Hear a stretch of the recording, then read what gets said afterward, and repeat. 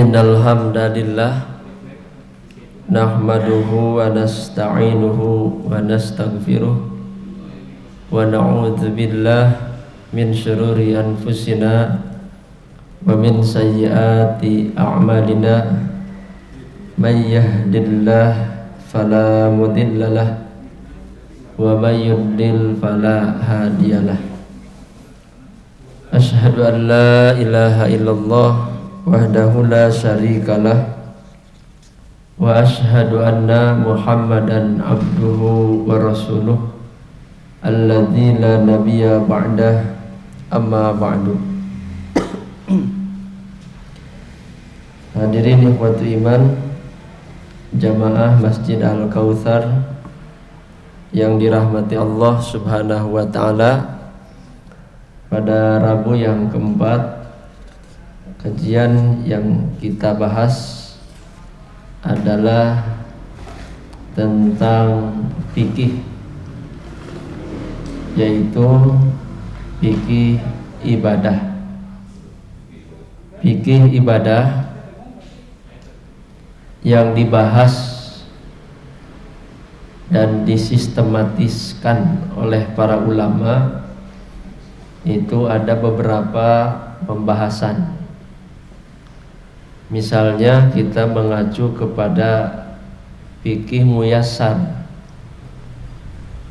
yang terdiri dari pembahasan thaharah, salat, jenazah, zakat, saum, haji, akikah, hadyu, dan udhiyah.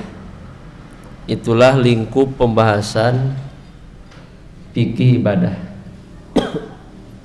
Perjalanan kita membahas fikih ibadah baru sampai yang pertama, yaitu thaharah.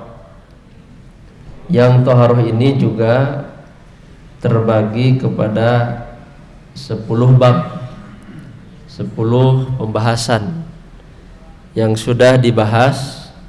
Bab air, kemudian bab wadah air, bijana, kemudian qadaul hajah, lalu siwak, dan sekarang kita sedang membahas bab wudu.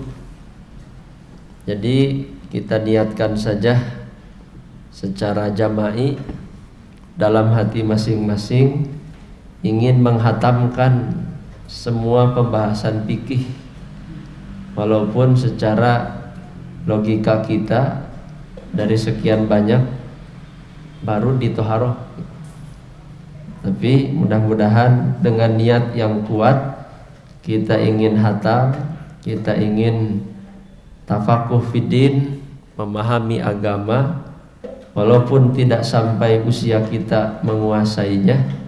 Allah mencatat atas niat yang sudah kita azamkan. Jadi penting ya, innamal a'malu binniyat. Sekarang kita akan masuk pembahasan hal-hal yang wajib dalam wudu.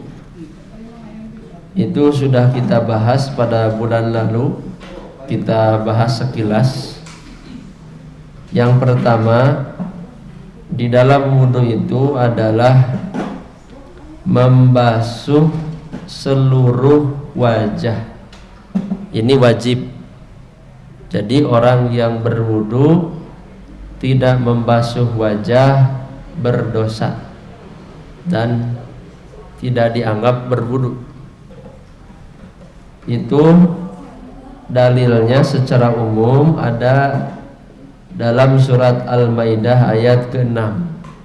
Itu dalil umum ya. Jadi kita harus tahu membahas wudu dalilnya surat Al-Maidah ayat ke-6. A'udzu billahi minasyaitonir rajim. Ya ayyuhalladzina amanu, wahai orang-orang yang beriman, idza qumtum ilas shalat, jika kamu akan melakukan sholat, fagsilu wujuhakum, Jadi yang pertama membasuh wajah. Wajah teh batasannya dari mana? Hah? Dari sini ya. Nah, punten ari dagu wajah sanes. Iya teh wajah. Ini ya. Nah, ini tempat tumbuh janggut itu wajah bukan? Hah? Bagian dari wajah? Bagian dari wajah. Dalilnya apa? Dalilnya Nabi menyelat-nyelati janggut. Ari janggut ayana di mana? Di dagu. Berarti dagu itu bagian dari. Jadi jangan sampai begini. Nah, iya kalewat ya. Karena dalam hadis lain Nabi menyelat-nyelati. Yukhallilu lihyatahu. Jadi Nabi berjenggot ketika berwudu ini diselat-selati. Punten namun kieu berarti salah. Nah, gini ya. Ini teu kakumbah ya. Hati-hati ya. Sekali lagi, dagu itu bagian dari wajah. Dalilnya bahwa dagu bagian dari wajah tadi dalam berwudu Nabi menyelat-nyelati dagu jenggotnya. Yang mana jenggot ini ada di dagu. Awas teu kakumbah teh ieu teh. Ya. Jadi meureun ya. Begini. Nah, ya. Gitu. Kalau ini bukan ya. Ini wajah sanes. Sanes ya. Yang kedua, membasuh kedua tangan sampai siku. Sampai siku. Nu disebut tangan mana? Di mana ke mana batas? Dari ujung jari sampai sini namanya tangan. Jadi dia teh tangan. Jadi bukan ini, bukan. Bahasa Arabnya yadun. Yadun teh tangan. Kalau segini saja kafun namanya. Tasakir kafun. Kalau ini saja rusgun. Kalau dari sini ke sini diraun, itu ada istilah Arabnya. Kalau ini saja adun. Dalam dalil ini ilal marafiq sampai dengan siku. Mana disebut siku? Ini ya.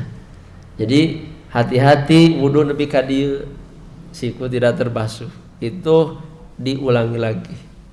Karena batasnya sampai siku. Bolehkah melebihi siku?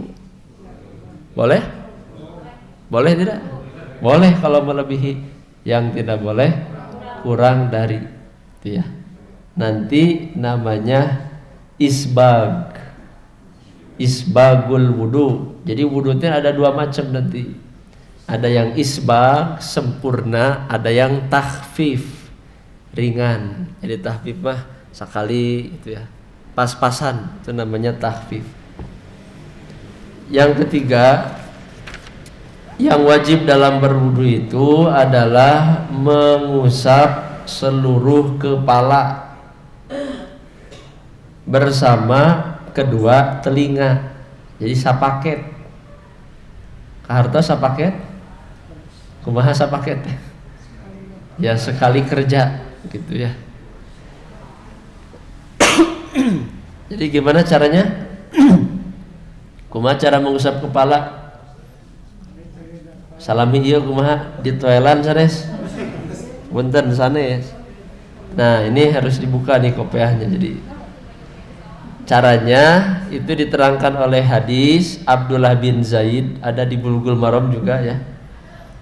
Bahwa Nabi mengusap kepala dengan kedua tangannya. Ini hadisnya ada dua, saya bacakan. Hadis pertama sebagai penjelas cara mengusap kepala.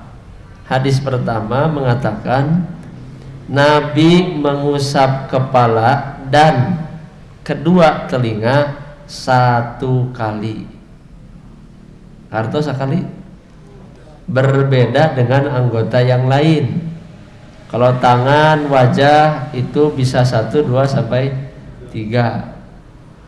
Kalau kepala ini 1 kali, maka tidak boleh 2. 1 kali itu tidak boleh 2. Gitunya. Bagaimana 1 kalinya itu?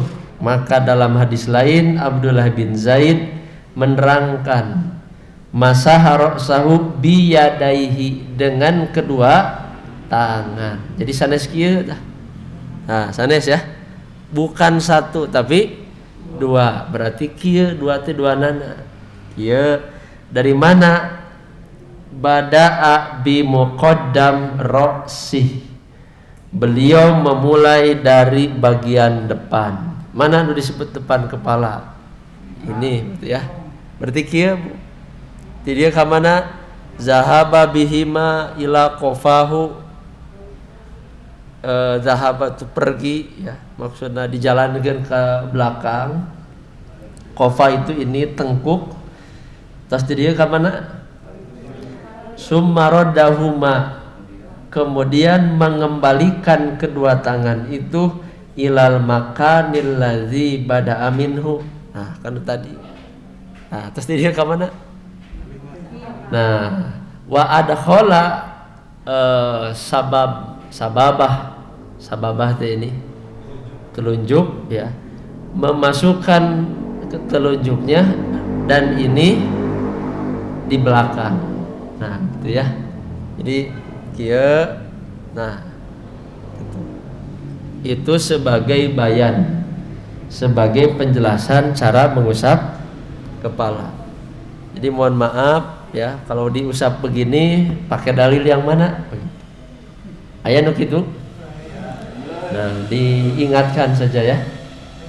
Paling tidak kalau ada di keluarga kita ya, itu diingatkan. Bukan begitu menurut hadis Nabi dalam riwayat Al-Jamaah.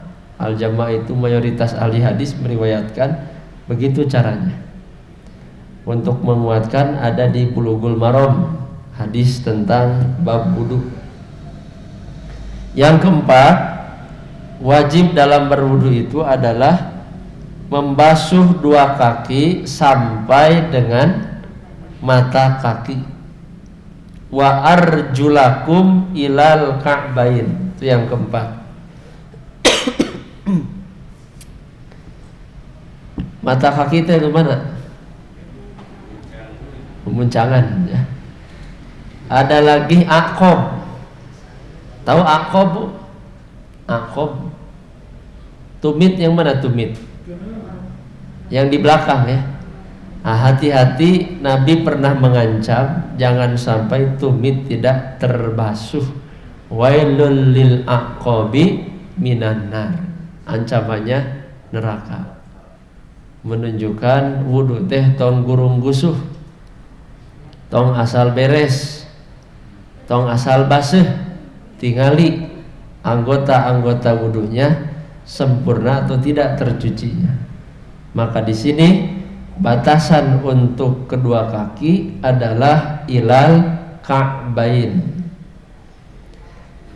Yang kelima, wajib dalam berwudu itu adalah mualah. Tartib dulu ya, tartib. Apa itu tartib? Berurutan. Berurutan teh tidak boleh tidak berurutan. Tidak boleh diloncat-loncat. Maka menurut tartib Quran, termasuk juga dalam tartib hadis, urutannya apa dulu? Wajah dulu, fagsilu wujuhakum. Setelah wajah, tangan. Setelah tangan, kepala. Setelah kepala, temenang pedah wajah deket yang naon kepala, ti wajah teh ka kepala we. Ke kakina katilu temenang. Ya. Tidak boleh, itu tidak berurutan. Yang keenam, mualah. Mualah itu maksudnya membasuh anggota tubuh, anggota wudu secara langsung tanpa diakhirkan. Jadi tanpa diakhirkan teh diawet-awet maksud namanya. wajah heula istirahat heula ka dapur heula itu tidak mualah.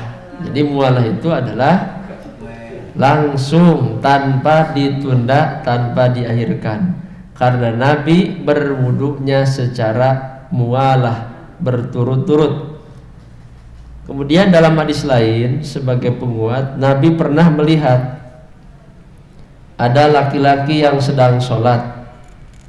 Pada bagian kakinya ada bagian anggota wudu yang tidak terkena air sebesar dirham. Jadi ku Nabi teh katingali ieu jalmi teh aya anggota wudu yang tidak terbasuh. Maka Rasulullah memerintahkan kepada dia untuk mengulangi wudunya. Irji, kata Rasul, kembali kamu fa'ahsin wudu'aka, perbaiki wudu'mu. Jadi masalah wudu tong dianggap enteng, tong dianggap sepele, karena ibadah ini menjadi perhatian yang besar dari Nabi SAW. Berikutnya yang sunnah dalam wudu. Kalau tadi yang wajib, kalau ini yang sunnah. Bedanya apa wajib dan sunnah itu? Bedana wajib sareng sunnah teh naon?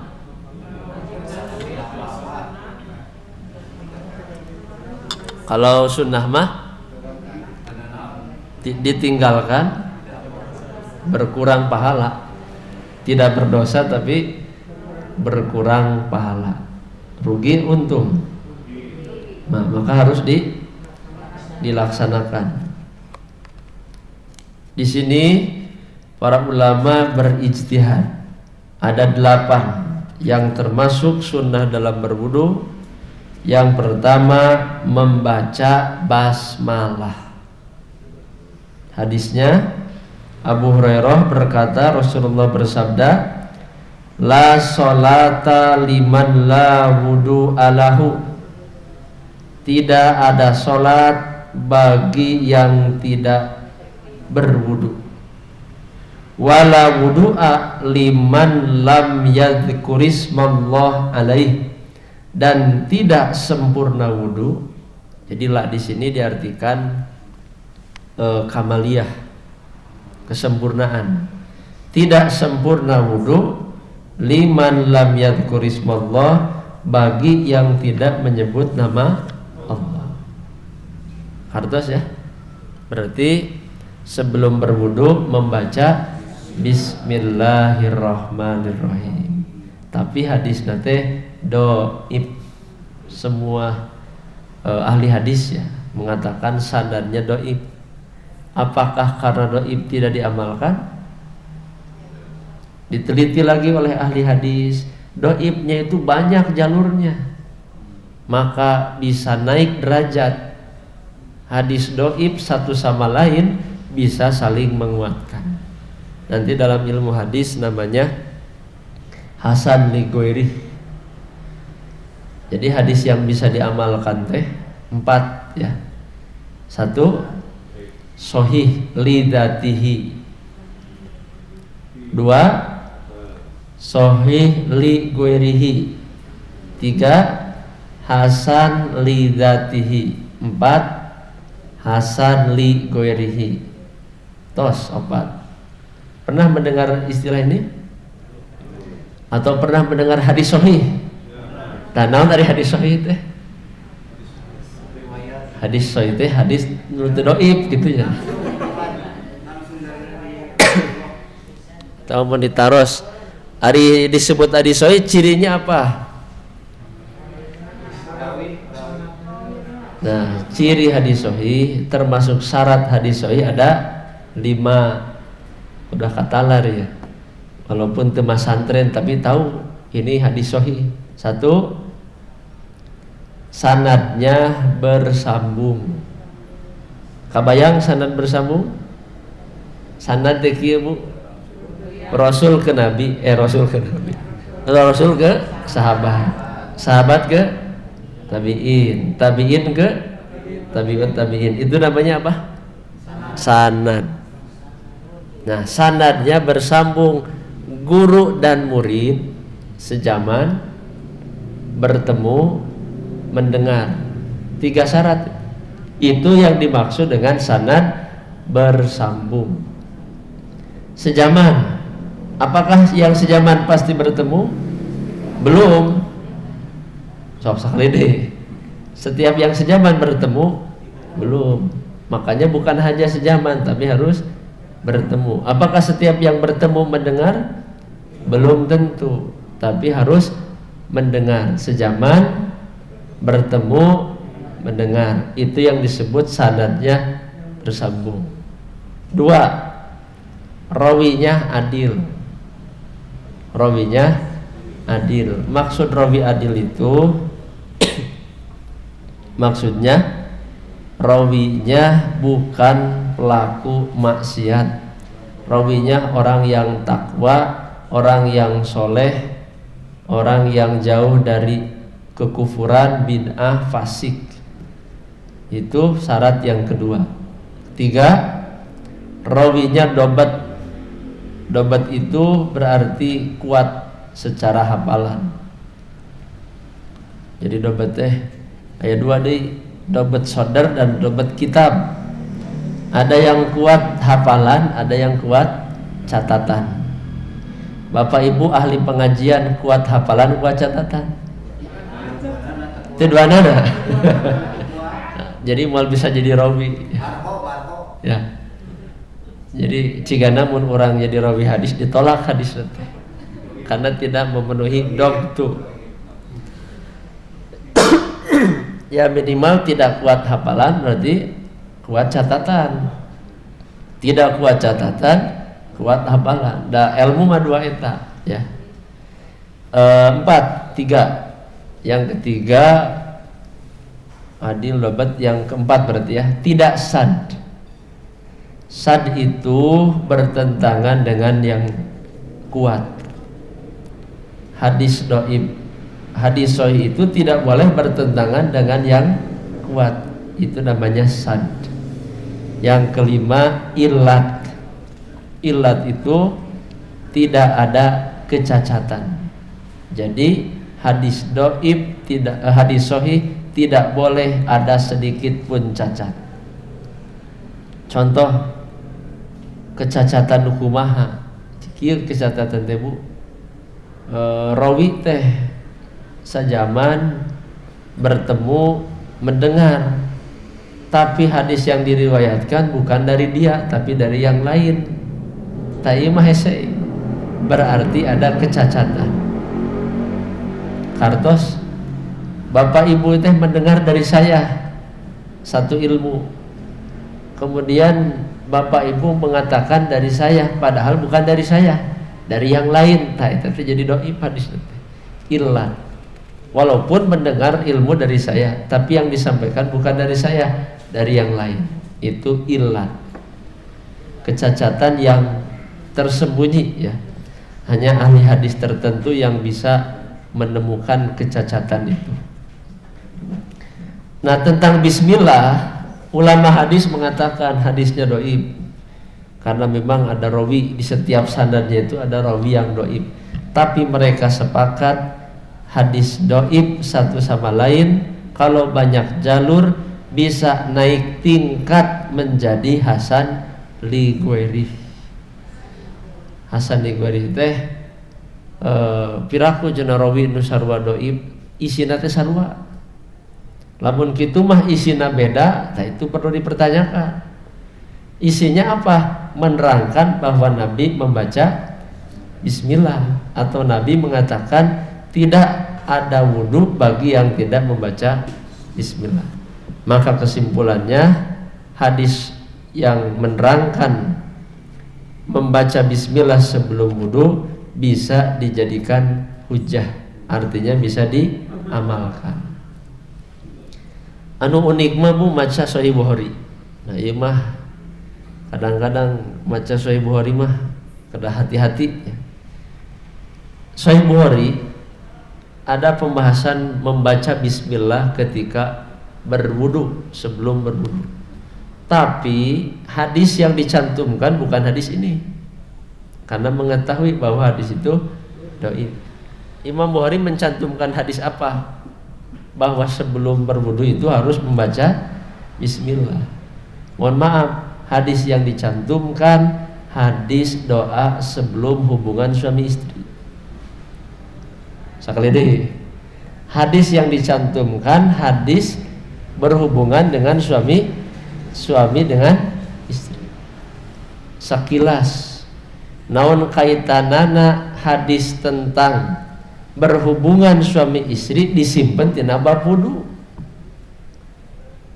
Coba kurang mah daya teuing nya. Tah ku Imam Bukhari mah kapikiran. Jadi logikana kumaha atuh? Nepi ka nyebutkeun kudu baca bismillah sancan wudu teh, tapi hadisna hadis bab jima, maka beliau menggunakan kaidah mafhum. Jadi cek mafhum kieu bahasa ringan mah bade hubungan suami istri wae maca bismillah komorek wudu tah gitu. Eta teh mafhum. Harapal teh ieu teh. Bilih teh apal ke teh saha atuh anakna. Naon doana teh Bu? Bismillahi Allahumma jannibna syaiton wa jannibis syaiton ma rozaqtana. Nah, orang bismillah mungkul. Ayat terusanana pakai di dalam Sahih Bukhari itu dicantumkan ketika menerangkan bismillah sebelum berwudu. Itulah uniknya fikih Imam Bukhari. Jadi Imam Bukhari sendiri berpendapat sebelum berwudu itu harus membaca bismillah. Itu ya. Yang kedua, mencuci anggota wudu 2 atau 3 kali. Kenapa 2 atau 3 kali? Karena yang wajibnya berapa? 1 kali. Maka 2 kali marrotaini atau 3 kali salasan itu pernah dilakukan oleh Nabi. Mau milih yang mana? 1, 2 atau 3? Nah, ini kembali kepada kondisi. Kalau airnya sedang banyak boleh 2, 3. Kalau sedang dingin boleh 1 ya. Jadi hukum itu kembali kepada kondisi keadaan yang sedang dihadapi. Nuju musim tiris sakali tetap sah. Lagi musim hareudang 3 kali silahkan. Itu ya. Gimana? Kepala mah tidak 2. Kepala mah tetap 1. Jadi pengecualian ya. Yang ketiga, termasuk yang sunnah itu adalah berkumur-kumur, kemudian menghirup air ke hidung dan mengeluarkan air dari hidung. Istilah fikihnya itu madmadoh. Naon madmadoh? Berkumur-kumur. Jadi usahakan ya ketika berwudu berkumur-kumur, tujuannya supaya tidak ada sisa makanan yang nyelap, yang nyangsang gitu ya.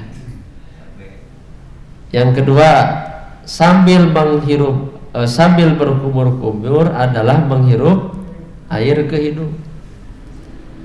1 paket atau masing-masing? Dipisah atau sekaligus? Sekaligus. Dan mengeluarkannya dari hidung. Ini berdasarkan hadis Rasulullah meminta bijana, kemudian singkatnya beliau mengeluarkan air dari bijana itu ke tangannya, kemudian madmado wastan syako, berkumur kemudian menghirup air min kaffin wahidah, dari satu telapak tangan, lalu melakukan itu sebanyak 3 kali. Jadi satu ya. Untuk berapa lubang? Untuk 2 lubang, mulut dan hidung. Nanti dicek di Bulughul Maram, ada hadis itu dipisah, tapi hadisnya dhaif. Hadis yang menerangkan berkumur dan menghirup air dipisah itu hadis yang dhaif, hadis yang sad, bertentangan dengan yang sahih. Karena yang sahih menerangkan satu paket. Kemudian istinsar itu artinya mengeluarkan air dari hidung. Istansiru marrataini balighataini aw salasan. Kata Nabi, keluarkanlah air itu dari hidung 2 kali atau 3 kali. Yang keempat adalah tahlil pakai kha ya. Kalau tahlil pakai hak besar eta teh la ilaha illallah. Namun pakai hak kecil tahlil eta teh menganalisa. Kalau pakai kha tahlil menyelat-nyelati. Jadi lamun menyebutkan orang tahlilan yuk salah itu teh. Ya, sanes tahlil tapi tahlil. Kalau pakai kha menyelat-nyelati. Itu berdasarkan hadis riwayat Ahmad, kata Ibnu Abbas, Nabi bersabda, "Idza tawadda'ta fakhallil."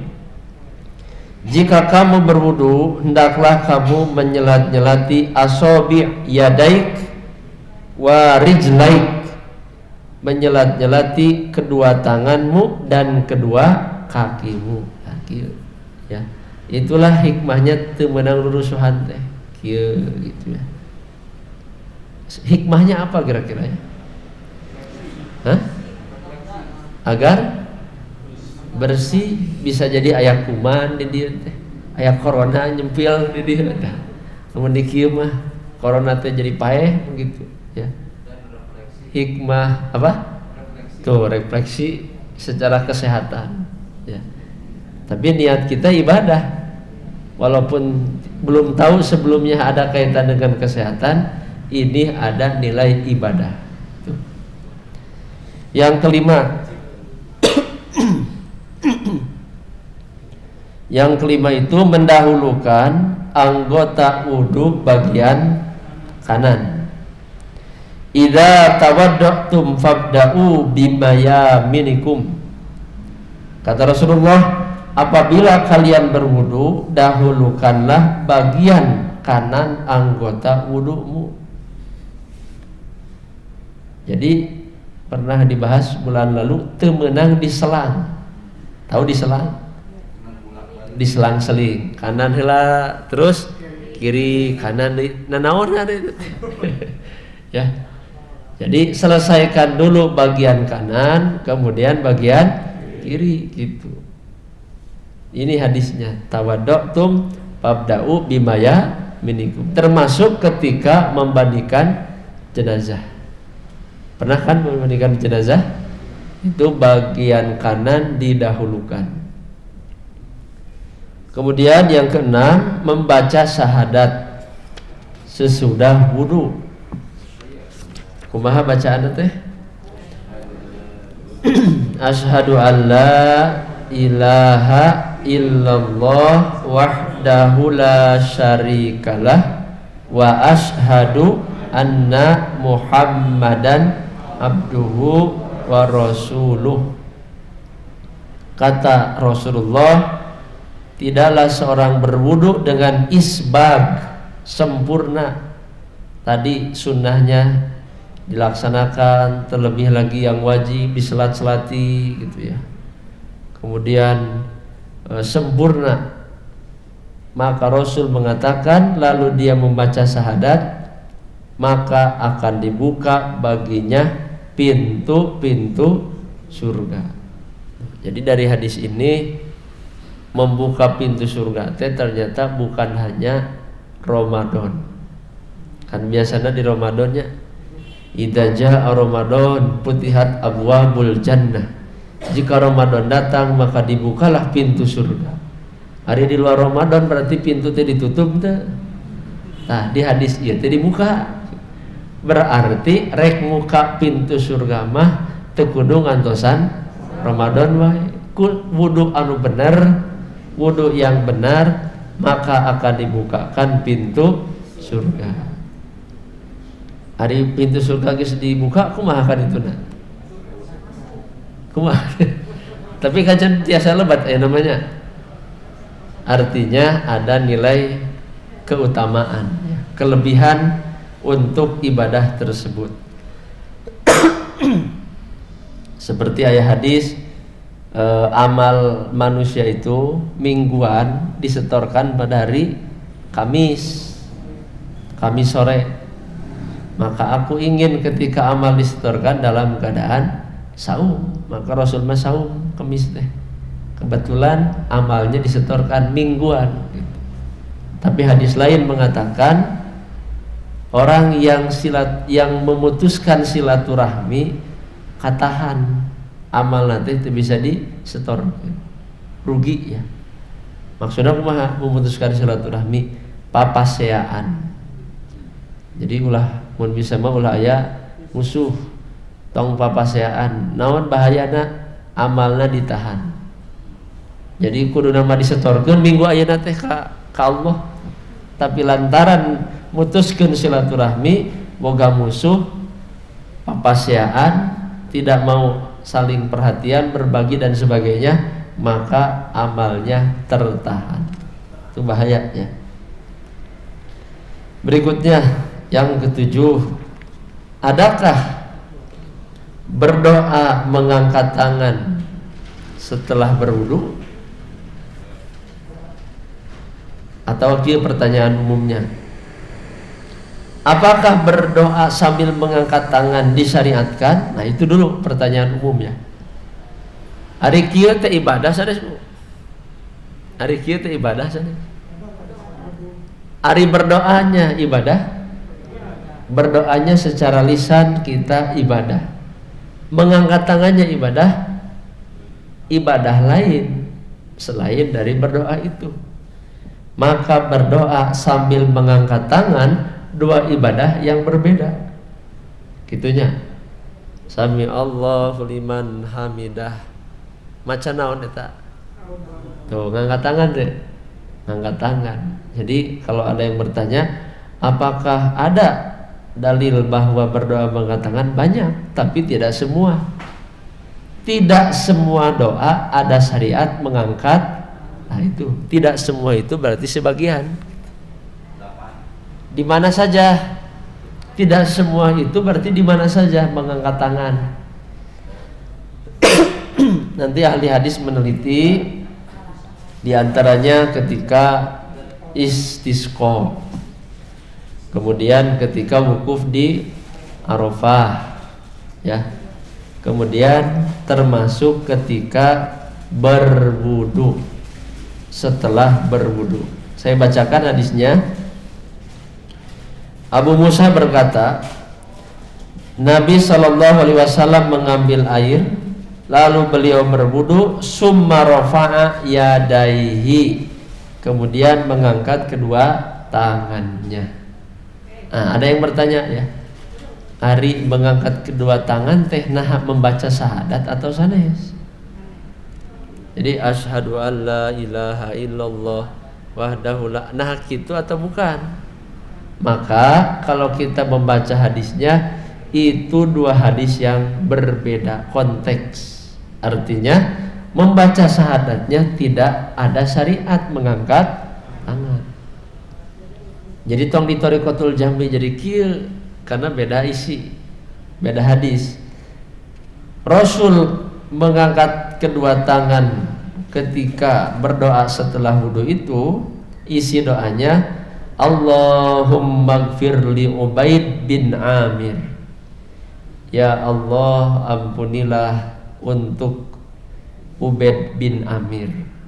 Jadi ngadoakeun batur, mendoakan orang lain. Ya Allah, ampunilah dosa Ubaid bin Amir. Faqala wa ra'aitu bayadha ibtaihi. Abu Musa yang melihat Nabi itu putih kedua ketiaknya. Jadi nalika kieu teh katingali si ketiakna teh. Faqala, kemudian Nabi juga berdoa, Allahumma ja'alhu yaumal qiyamah. Ya Allah, jadikanlah dia pada hari kiamat fawqa kasirin min khalqika minan nas, di atas kebanyakan manusia dari makhlukmu. Maksudnya berikan kelebihan kepada sahabat Ubaid bin Amir. Nah itu hadisnya. Nah sekarang kita cari fikih yang lain ya, cari pemahaman yang lain dari hadis ini. Apakah dengan ada hadis ini menunjukkan mengangkat tangan itu harus mendoakan orang lain atau tidak? Nah kesimpulannya jadi gitu ente. Kalau menggunakan kaidah usul fikih ya, disebut sebagian tidak menunjukkan pengkhususan. Kartus disebut sebagian tidak menunjukkan pengkhususan. Artinya boleh berdoa di luar mendoakan orang lain gitu artinya. Di antara isi doa teh ngadoakeun orang, boleh tidak ngadoakeun teh bari ngangkat tangan teh untuk diri sendiri? Boleh. Karena esensi dari perbuatan ini adalah berdoanya. Mau berdoanya itu ya Allah, misalnya ampunilah dosaku, ampunilah dosa kedua orang tuaku, bisa begitu. Apakah berdoanya harus berbahasa Arab? Selama mungkin kita hafal bahasa Arab, itu yang kita pakai ya.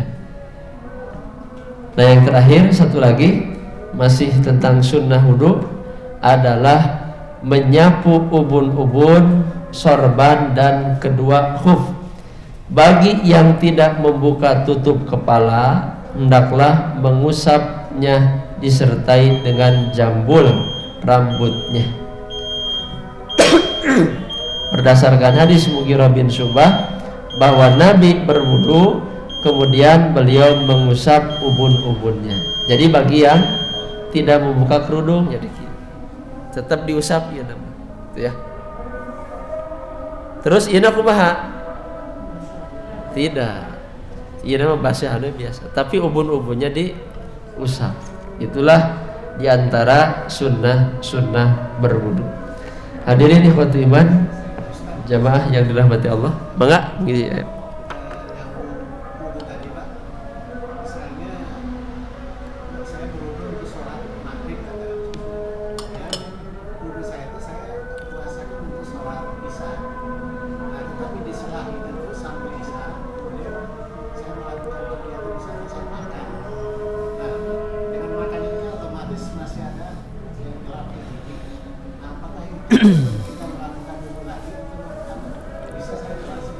Ya, makan tidak membatalkan wudu. Artinya wudu untuk maghrib dan isya bisa digabung. Jadi tidak begini pemahamannya, satu sholat satu wudu, tidak.